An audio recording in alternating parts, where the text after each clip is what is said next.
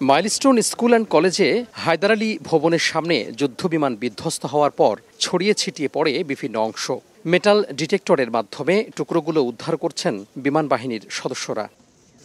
রোববার সকালে ক্ষতিগ্রস্ত ভবনে প্রবেশ করেন বিমান বাহিনীর তদন্ত সংস্থার সদস্যরা। ক্ষত বিক্ষত শ্রেণীকক্ষ, দুর্ঘটনাস্থল সহ আশপাশের বিভিন্ন স্থান থেকে আলামত সংগ্রহ করেন তারা। পরে তা ট্রাকে করে নিয়ে যাওয়া হয়। আনুষ্ঠানিকভাবে তদন্ত সংস্থা কথা না বললেও জানানো হয়, স্কুল কর্তৃপক্ষের কাছে ভবনটি হস্তান্তরের প্রক্রিয়ার অংশ হিসেবে কাজ করছেন তারা।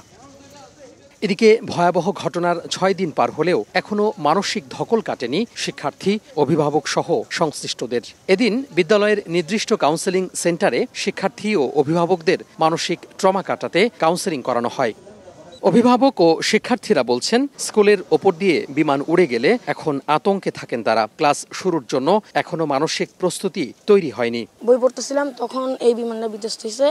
আর তারপর আমি আমার ছোট বোনের ভবনে গেছি। যে বাবা মায়ের সন্তানরা মারা গেছে, তাদের জন্যই আমরা অনেক শোকাহত। একটু শব্দ পাইলেই ভয় লাগে যে কখন যেন আবার কি দুর্ঘটনা ঘটে। ছোট ছোট ভাই বোনরা, ফ্রেন্ডসরা যে মারা গেছে, সবাই অনেক অবস্থা খারাপ।